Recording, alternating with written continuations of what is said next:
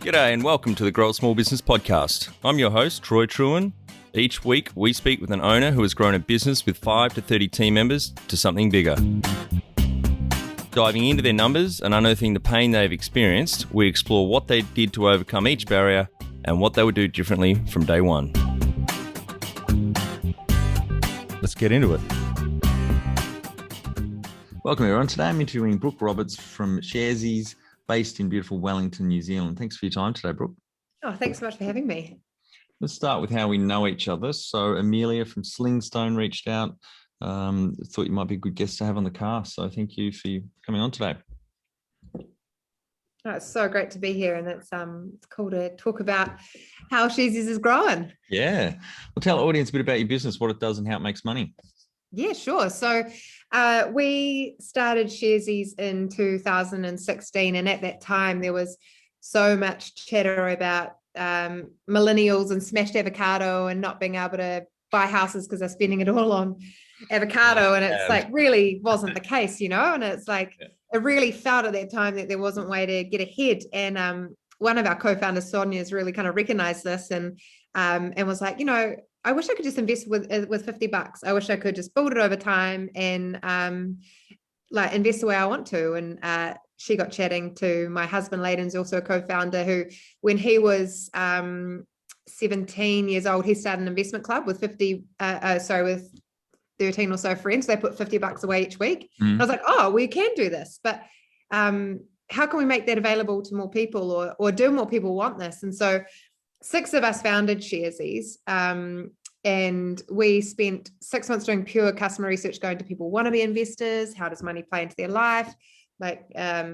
really getting into the psyche of it, and learned that essentially 99.5% of people wanted to be an investor. It was a really aspirational thing back in 2016, 2017, but felt they couldn't be because they felt priced out, like you needed heaps of money to get started, or jargoned out, like you needed to know heaps, and there's all this language just wasn't using, everyday language, and felt quite opaque, and then left out that like the financial institutions were really set up for the wealthy few and not for everyone. And so it just felt like it wasn't for everyone. And we really believed that everyone deserves an equal opportunity to grow their wealth. And with the technology available today, there's no reason that someone with $5 and 5 million can't have the same investment opportunity. So the 6 of us set out to help make that happen. And we now offer access to the New Zealand Stock Exchange, 3 US's exchanges, and the Australian Stock Exchange. And we've made the minimum investment in all of the offerings on our platform 1 cent, which is pretty revolutionary. And we did that because we want people to be able to build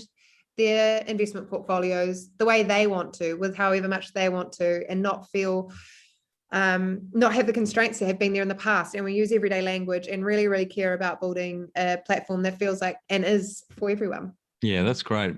Yeah. Building wealth, it's, I think the historical average over 30 years for a lot of share markets and developed nations anyway is about 8% per annum, which is fantastic. But I think what's even more powerful is you're helping people build the habit of just putting away X dollars a week or a month into something that is going to be sitting there and growing, building wealth for them over time.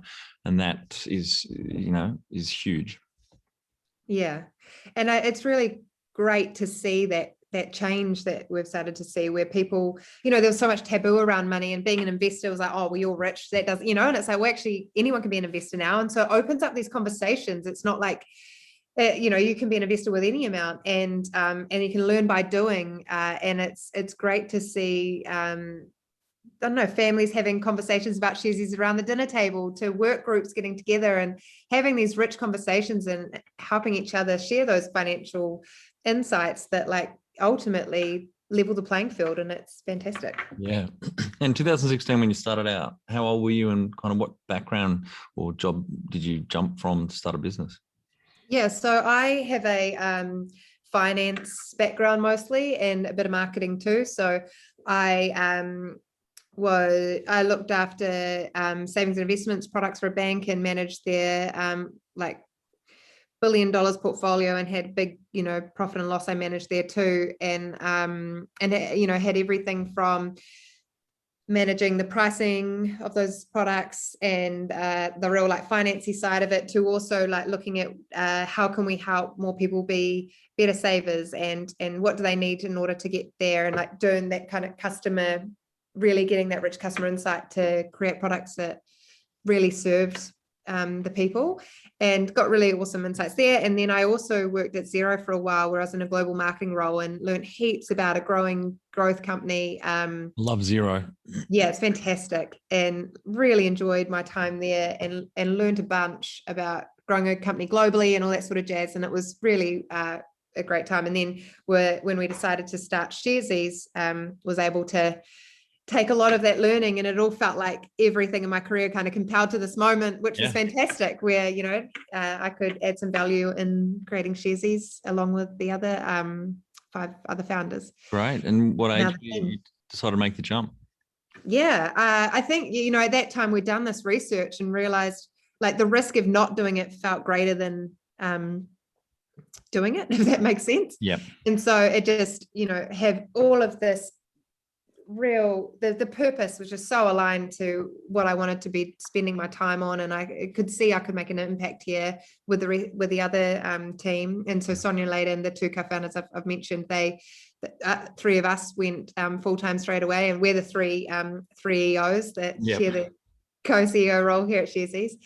And we were so motivated to make this happen, and knew that we could find a way to bring this world to life, and we have, and it's been great. That's great. And so do you want to share your age you were when you jumped? Oh yeah. Well, I was in my late 20s. Yep, great. Yeah. And just back on Xero, I'm a big fan of the company, not just the software, but I've heard great things about the culture and just the way their strategy as well. They're headquartered in Wellington, aren't they? Yes, they are. Yeah. So it's based here in the headquarters, and Rod Drury was there when I was there, and learned a lot from seeing his leadership in action, but and the rest of the leadership team, along with just everyone at Xero, just so driven for that purpose, and just helping small business owners, and it was a really cool experience. Yeah, for the audience, at Xero with an X, XERO. So it's like QuickBooks or Quicken or MyOb, but it's great. Yeah. So do you have some key numbers you can share to illustrate the growth of Sharesies over the last 5 years? Yeah, so we launched our product, Sharesies platform in May 2017, and it was a bit smaller than what it is now. And that was we grew to a team of 10 really quickly, got a general counsel on, Nat, and, the other co-founders also were coming in full time. So that's Richard Martin and Ben. And so it was great to have that whole team. And now we've grown to a team of nearly 150 of us here. Wow, really? Yeah. That's amazing. Yeah. Grown from obviously no customers back then to over 350,000 investors. Right. And they've invested over $1 billion through they've got over $1 billion invested right now. Yep. Oh, well done. That's phenomenal growth and success. Yeah, thank you. And Brooke, when was the moment you felt like you had succeeded?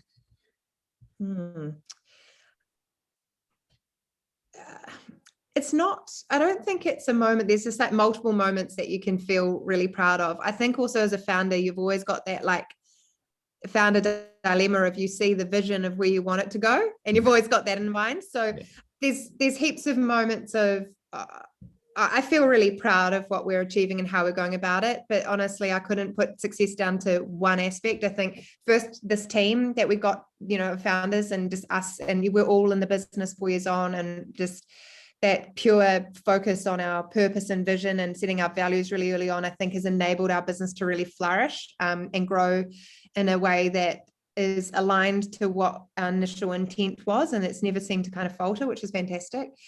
And then to, when we were able to launch product, and hearing, when I hear people are using Sharesies and how it's enabled them to reach their goals in their life, or feel accepted in this world they never felt they could be part of, I just absolutely love that. And having investors who have been investing for years or have heaps of money, to having conversations with people just getting started, or and being able to have that same conversation, unlock those, it's really cool to see. then, you know, every time somebody joins and is so excited about what we've created. When we became a B Corp, I was really, you know, that's something we really cared about, and I was really proud of being able to join that community and contribute to that community where we can. But yeah, I really can't put one thing down to one thing. Well, next question is, what does success look like to you? Really, so our purpose at Sharesies is to create the most financially empowered generation, and that looks like success to me. So it's always chasing it, I think, and you see that in small moments, and see the areas where you can have even more of an impact to make that happen. So that really drives the team here and myself. Yeah. Okay. Number one thing you'd recommend to marketing a fast-growing business? Marketing.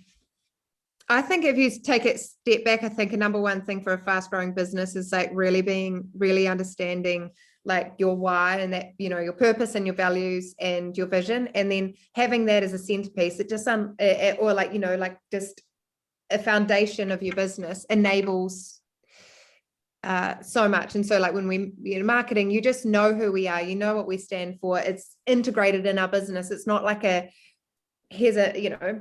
here's something to wrap up that's a marketing thing, but not actually aligned to who we are or how we act or what we believe in. And I think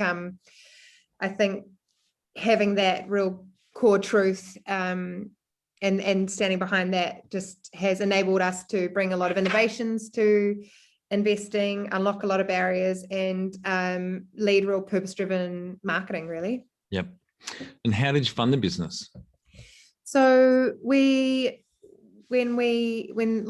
Sonia Ladin and I went full-time to start with, we knew we needed two things, like figure out how could we launch Sharesies that aligned in the regulatory world and in a way that could be quite quick, so we could learn quickly to see if we had created something that does meet the customer's need, and then if it does, how do we fund it? And so we've had multiple funding rounds in our career, in our journey at Sharesies, and will do. We've raised around 44 million to date now, and we have around 180 or so shareholders on our with us too, and that's really great, because we wanted to, you know, we've looked at how can we live our purpose through the way that we raise, but also how can we find people who deeply care about what we want to bring to life, and investing in that. And we've been really fortunate that so many people have wanted to see Sharesies succeed and become an owner to help make that happen. And is that mainly through high net worths or angels, or have you done any crowdfunding, for example?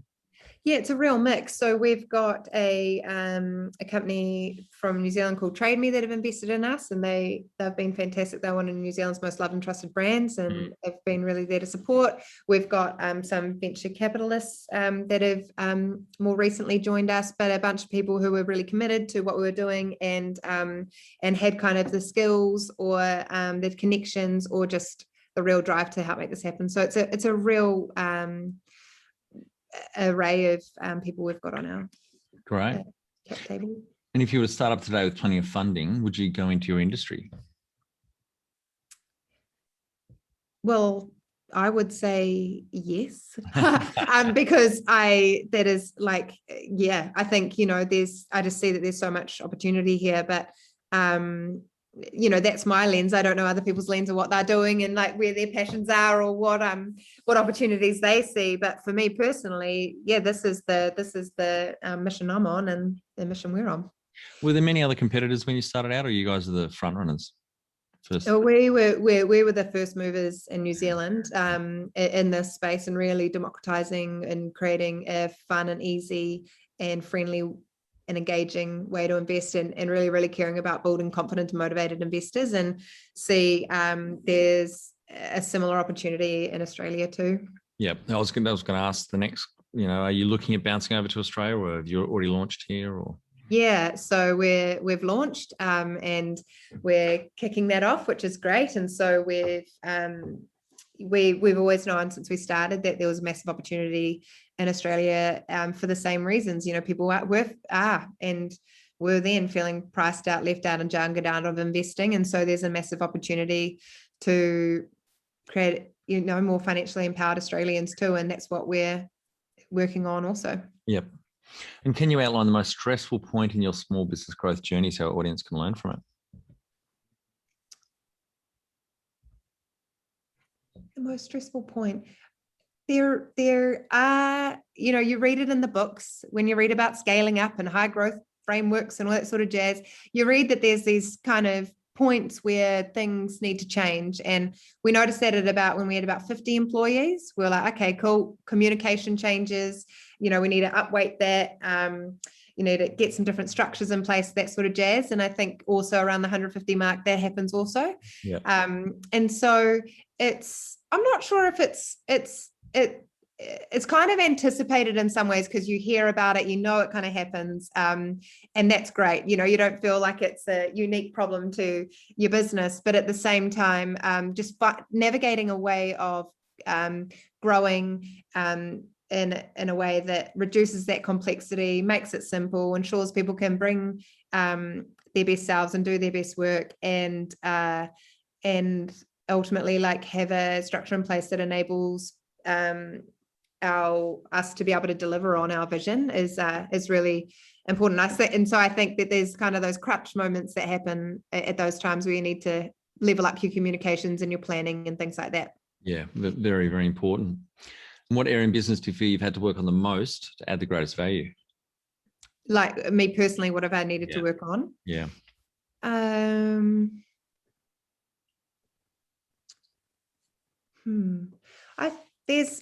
constantly learning and developing and evolving, and it really changes from week to week. To you and your small business owners to medium-sized to growth companies, there's these situations that come up. You're like, oh, I haven't dealt with that before.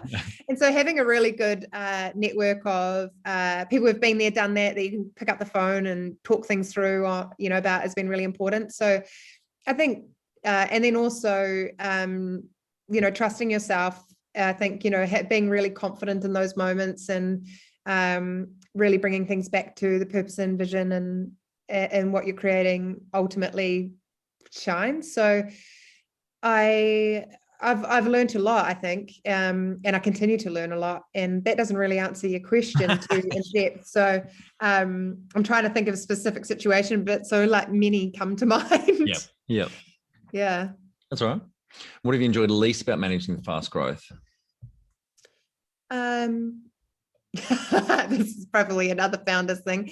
When you have to, you need, in order to bring what you want to life, you need to be super clear on what you can do right now. And so saying no to things sometimes sucks, but you need to do it. It's like, so hard, isn't it?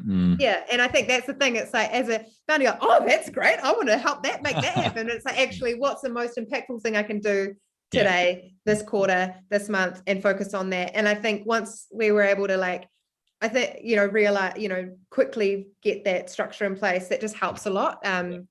But I think you're always also focused on where you want to be and helping make that happen. That sometimes it's really good to just sit and reflect and go, look, we have done this, we've learned these things, and we're getting there, rather than let's get there now. Yeah. And what do you love most about growing a small business? Oh, there's so many aspects that are just lovable. And I don't know if I can say love the most, but I really do love being in a position where you can create jobs and seeing people just flourish and contribute to your business in a way you never expected, and level, and just the intellect and the energy that they bring, and so passionate about what they're doing and why they're doing it. I think it's just always such a delight to see. And what's been the biggest mindset shift for you in your small business growth journey? I remember one thing. I always thought that businesses didn't really care about diversity and inclusion, or they put lip service to it. Therefore, that's why there's such a lack of diversity and inclusion, especially in the finance space and the technology space. And then you converge fintech, it's pretty dire on both those. And I just, from a starting Sharesies, it's been really, really important to us that we're building a team that is representative of the areas that we work in, and so that we're building a product that really connects with as many people as possible and is really accessible. And I think realizing that early on, it doesn't matter, you know, like you really need to put really good systems and relationships and networks and kind of partnerships in place in order to make that happen. It's not something you can just be like, I care about and it'll all happen. Like there's a lot of work that needs to be done and kind of reshaped in the business thinking too. And so I think that's something that we really, really care about and have cared about from day one. But it's not something that just is naturally there without you really building trust and safety with a bunch of communities. What's the number one habit you think a small business owner needs to develop and maintain? I really think optimism is so important. And I, you know, like that it just helps, you know, when you can see, you know, when you look at things through a lens of optimism, and I'm not talking about unrealistic, but, you know, there's still realistic optimism, but like when you look through that lens and how could it be, and the yes and kind of mindset, I think that I feel like where there's a will, there's a way sometimes, you know. And you might not have that every day, but that overarching optimism. And I think, you know, to start a business, you pretty much have that anyway, because you see that there's something out there that you want to create. But I really think that way of that yes and kind of mindset and enables ideas to kind of connect and opportunities to be more obviously seen through that lens. Yeah, working with a lot of people over my 21 years now, plus in small business, I just remember how draining it can be. Excuse me. Even just working with a neutral person, not necessarily a negative person, but particularly the negative ones, it is really draining. And you can notice a difference when you've got positive energy and team and, you know, optimistic people in your team. It's a huge, huge difference. Yeah, you need people that can bring different perspectives, but ultimately, if you're just if you can bring that as an owner too, I think that just really helps. You know, in those hard moments when it is challenging, and you can go, yeah, but we want to get here. So like that corralling, and I think that is something that does really help with that. Yeah, but it's important to have different views and that, you know, around the table too. When you started out, sorry, what was the full-time equivalent? Because some of you were all part-time initially. Would you say 2 or 3 full-time? So Sonia Layden and I went full-time to start with, and then really quickly the other 3 founders did, and then our general counsel, and we had Renee in customer care, and then and then a few more people joined, and it grew from there. Be the change you want to see in your business. Become more productive and less stressed with our free Transform Your Performance online course. Once you see the benefits, put your entire team through the course at no cost. We start out by telling you the secret to guaranteed success, then over 100 lessons help you be more focused, present, productive, and feel more in control about work. growasmallbusiness.com. So maybe 2 FTE to now 150 in 5 years is phenomenal. So can you talk to how you've added people to the team over that time, some wins, mistakes, and advice for those listening? I think what we did really early on, and I know I've said this a few times, but the founders, we got together and we talked about what type of company do we want to create? What are things we've seen in workplaces before we never ever want to see in our workplace? What do we want Sharesies to feel like, smell like, be like, you know? And from that conversation, we just wrote down all the bullet points, and then the themes of our values just emerged from that conversation. It's like, oh, we really care about chasing remarkable, like doing remarkable work and knowing that there's always a chase, you know. We really care about in it together. We don't want an individualistic culture where, you know, heroes shine. You know, it's really realizing that, you know, even for me to be on this podcast with you today, it's only because of all of the conversation and all of the work that everybody else has done in the team to enable this to happen, you know. And then always care, like show deep care for each other, ourselves, and our customers and the stakeholders around us. And I think having that really early on has been so important for when people come on. You know, that's the lens we look at about cultural contribution, not cultural fit. It's like, oh, what can they contribute to this place that we're creating? And so that's been great. I think we've learned a lot about how to scale teams and how to balance, really making sure, we are a growing company, but we really want to grow in a sustainable way. And what does that mean? And we talk about always care, showing that deep care for our people and their well-being, and making sure they know that they can set those boundaries and cared for. And then also, feeling like they're doing remarkable work. And we make chunky, complex financial systems super, super simple for our investors, so they don't even have to think about it, solving tax, whatever it might be. We just make it simple, and that is a lot of work done in this team to make that possible. And so that it's really hard work, and so making sure we get that balance right, or that people feel they can get that balance right too, has been really important for us since we started. What about mistakes? Any lessons learned there, or advice you give to others? Because scaling up to 150 people in 5 years is phenomenal. Yeah. We had really good hiring practices from the start, and I think that's really, really helped us bring on remarkable people. I think in terms of mistakes, it's so interesting because maybe it's the optimistic side, but there's things every day that that you're like, oh, could have done that better, could have done that different. Yeah. But I wouldn't say it's a mistake, because you don't know unless you do it that way. Yes. In some ways. So it's like an experiment in some way, you've got to having that kind of experimental mindset of like, look, but it's better than now, or it's going to be different, and we'll figure that out. Oh, that didn't work, pivot, And so I just look at it from that mindset. But and I don't really dwell on things. So but in saying that, yes, there have definitely been some, and there will continue to be. But it's really a mistake if you don't take the learnings from it and move forward. So, that can happen in the micro details of how you communicate something, and you don't mean to communicate it that way, and you're like, oh, that was taken the wrong way, I need to change that to like something, big. But I think we think things through, and I'm trying to think of a real practical example for you, but. What about to the age old? It's quite common that, especially in the early days or growing fast, everyone's so busy. Have you hired too quickly just to fill a seat? You didn't wait for the right person? No. Oh, well done. That's rare. Yeah, I think we're really clear early on that we won't hire if we can't find the right person. Yep, good. And we've made tough calls there. We've gone without some roles until we find that right person. Yep. And we're very comfortable doing that. As uncomfortable as it is, because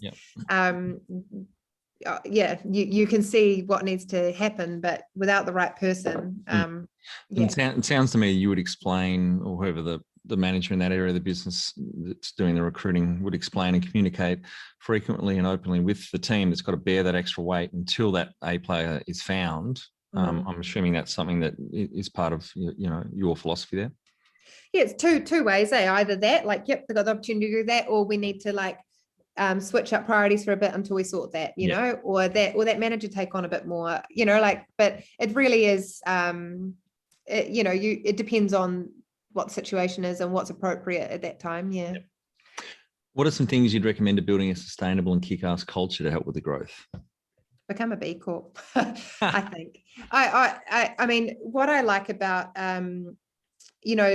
a B Corp to me is an accreditation that you are putting a purpose in you're for purpose and profit. And actually doing the B Corp assessment, which is free online, you're asked a bunch of questions about your business, from what you do for customers, what your governance process is like, what you're doing for the environment, all of these things. And sometimes, I remember going through that a few years ago when we did it, and I was like, oh, I never thought of that. That's cool, and so just even doing that assessment helps you helps you evaluate your business from a holistic perspective. And I found that really valuable. And then from there, you can see the areas you can improve or that you could think about.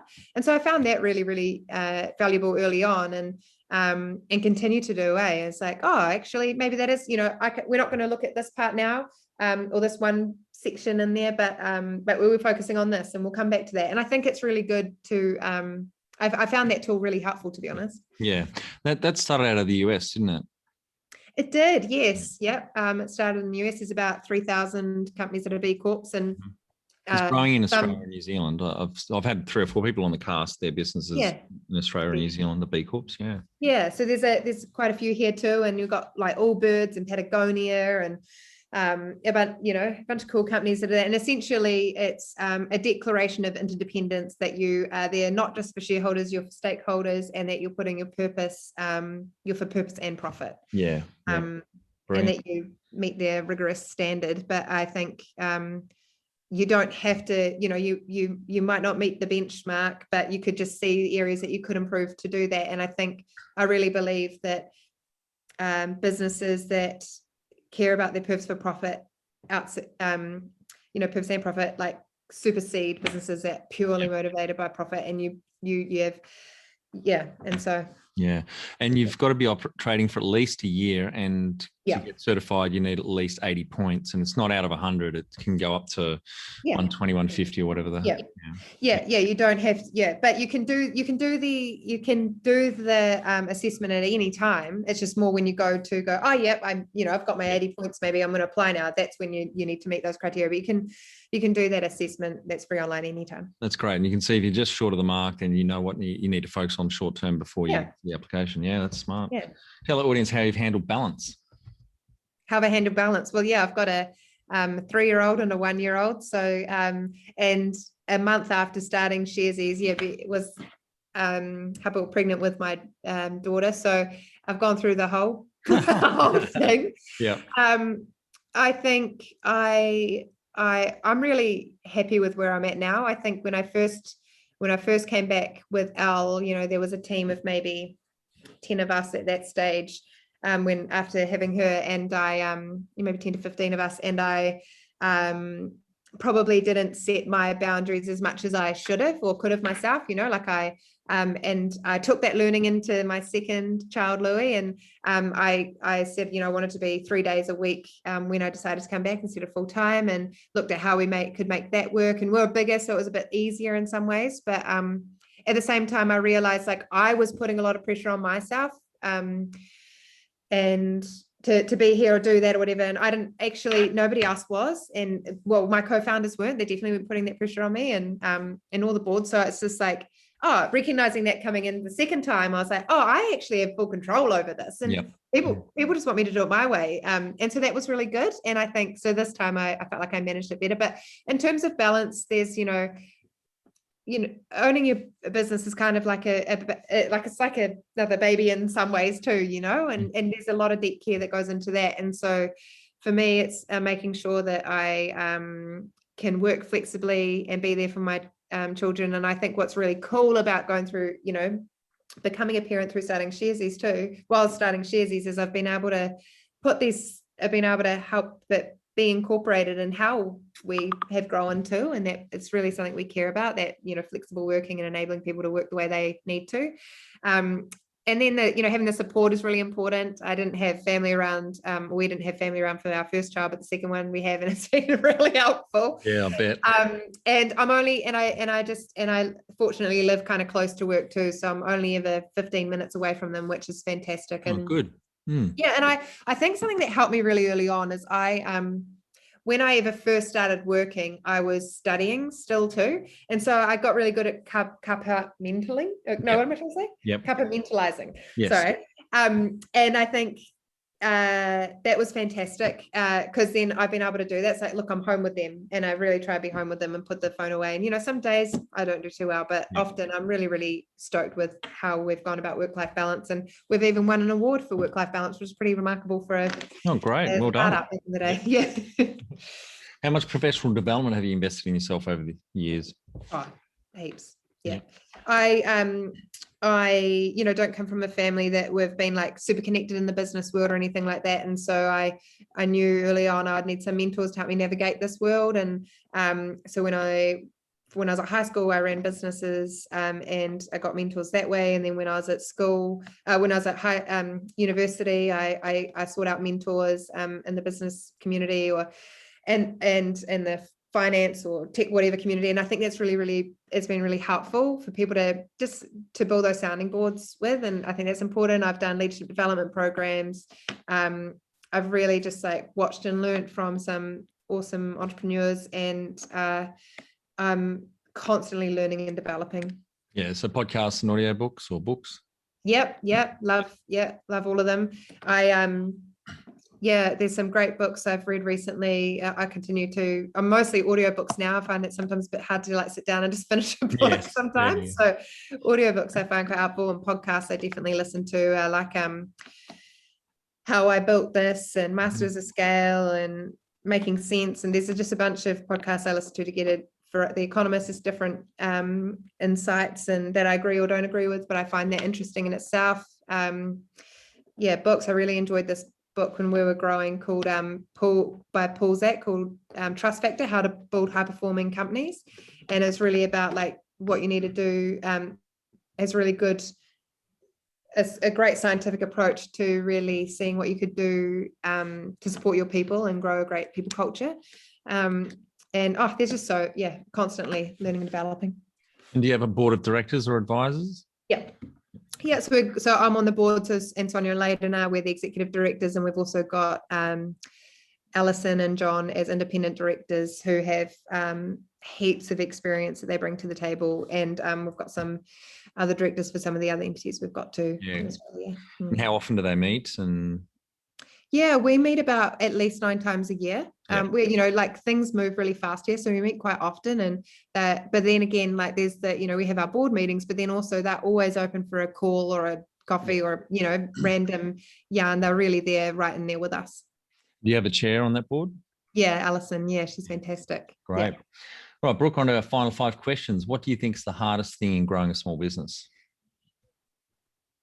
Managing your energy. Not your time. Yeah. Favorite business book which has helped you the most? Paul Zak, Trust Factor, the most recently one. Yeah, How to Build a High Performing Company. Any great podcasts or online learning tools you use for your own professional development? I think I mentioned those before. The How I Built This Master Scale. There's a bunch. Yeah. One tool you'd recommend to help grow a small business? Investing in yourself. Good. Final and my favorite question. It feels like you're on Millionaire, doesn't it? This last few questions. What would you tell yourself on day 1 of starting out? You've got this. And you're in it, like just keep committed to, I don't need to say keep committed, but I think have fun with a team. At the end of the day, we're so fortunate to be able to do this. Have fun, and I feel like I've been able to do that, which is great. Yeah, it's really important. Great. Well, thanks very much for your time today, Brooke. I think the audience get a lot of value out of what you shared with us in the journey. Congratulations to you, your co-founders, and the wider team. Up to 150 people now in 5 years is amazing, and also the change you're bringing about to people's lives with investment and building wealth. So thank you. Thank you so much. Really appreciate your time today. That's it. Thanks for listening. Please leave a review in iTunes or whatever platform you listen to us on. It means more small business owners will find our cast and help people with their business growth journey.